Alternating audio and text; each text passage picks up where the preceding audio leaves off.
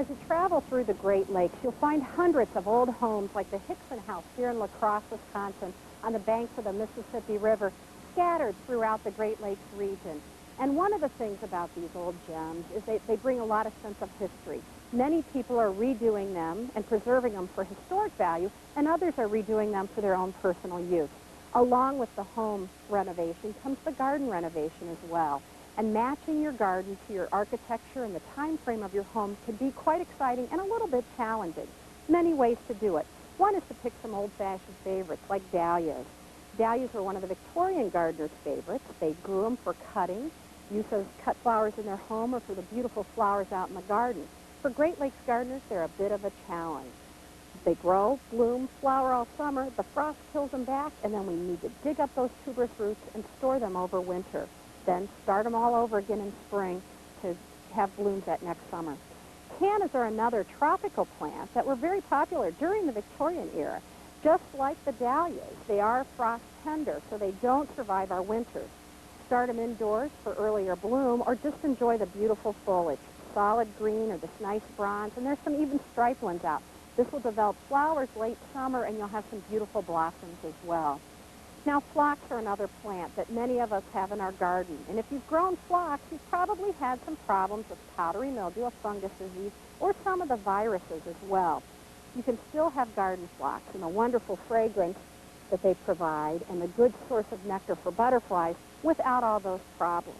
Look for some of the disease-resistant types, like David, the 2002 perennial plant of the year, or Phlox maculatum, called Wild Sweet William, that looks just like garden phlox but doesn't get the disease. Next to it is spider cleome, and you can definitely see where it gets the name. These seed pods filled with hundreds of seeds kind of look like the long legs of a spider. The seeds will drop and start new plants next year. And if you take a close look at the flowers, the stamens stick way beyond the petals, giving it that spidery feel. The plant has a light musky or skunky smell in the evening that some people like and some people prefer to avoid in the evening. I think an old garden wouldn't be complete without sedum. I've had them called broccoli plants because they look like broccoli before they turn to flowers, or also cabbage plants, thick succulent leaves, best in full sun. These green flower buds will open up to nice pink flowers that butterflies enjoy. Some of the newer cultivars will even deepen with a light frost. Things like sedum autumn joy or Indian chief, once they have a light frost, they'll turn a nice rusty red and be a nice addition to the garden. Best in full sun and good drainage. If they get floppy on you, cut them back halfway in June. That'll get them nice sturdy stems and even more blossoms. Peonies, what can I say? I think every grandma had a peony outside her door, and I think all of us love to carry that tradition on. Spring bloomers, which are nice, but the foliage looks great throughout the season, so it really is a good temporary shrub or a nice backdrop for your other plants. And it's not only the plants we choose, but it's also the garden we decide and the layout of that garden. As you can see here at the Hixon house is a very formal landscape style. Long, narrow beds for easy access for harvesting, weeding, maintaining the garden, grassy pathways to keep your feet from getting muddy when it rains, and then also don't forget about structures that can repeat the architecture in your home as well. Well, a garden is only part of the landscape, and you can't forget about the trees and the shrubs. And I think, when I think old-fashioned plants, I think lilacs. And I think everybody likes lilacs, but if you've ever grown them, you've seen powdery mildew, that white powdery substance on the leaf. It won't kill the plant, but it does make it look rather unsightly. You can still have your lilacs, enjoy the fragrance and their beauty without the disease. Look for some of the newer disease-resistant cultivars and varieties, and get the flowers, forget the mildew. And also, if you've got a grandma, you probably had Bridal spirea. These plants are covered with long, arching white branches covered with white flowers in the spring. Now, they bloom on old wood, so prune them right after flowering so that you'll get flowers next year. Now, this plant can get 8 to 10 feet tall and wide. Wouldn't fit in my little city lot, so I use some of the smaller, more compact cultivars so that they look good, have that nice flowering habit, but take up less space. And another old-fashioned favorite that can be used on a trellis, climbing up a fence, or even an old telephone pole is trumpet vine. Those orange flowers, they also come in yellow, are quite attractive to hummingbirds. give you just a beautiful foliage backdrop, some nice flowers, and attract wildlife as well. Whether it's vines or shrubs or trees you're adding to your landscape, keep history in mind and include some of those historical gems. Things like roses that have been around for hundreds of years bring fragrance, beauty, and a little bit of intrigue.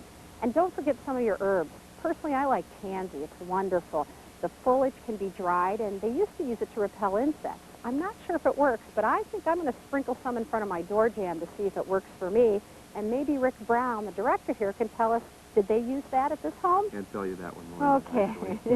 Well, tell us a little bit about the home here. Well, this house was built by Gideon Hixon, and he was a man who came to La Crosse on the advice of his brother-in-law and plunged his last $10,000 into a fledgling sawmill industry and hit the jackpot with. He was a very successful businessman. He and his wife Ellen and their children lived here throughout a lot of the 19th century.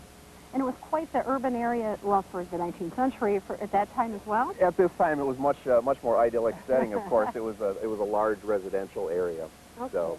Wonderful. Now, I understand Ellen was quite the gardener, so that the garden isn't a late addition, but has always been part of the home. Well, she was a principal member in what was called the Northwestern Horticultural Society, and she was a member of that and actually won a few awards with her flowers, her hibiscus and begonias, and actually she had prize roses as well. And she was known for her hothouse gardening. Yes, that was another award she won. Well, and that's pretty amazing to me, because I think that's pretty tough now, and I can't imagine doing it back then.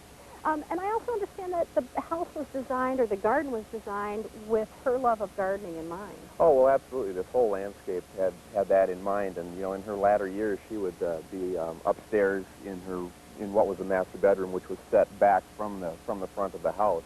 And from there, she could access the garden through the windows and have a good look.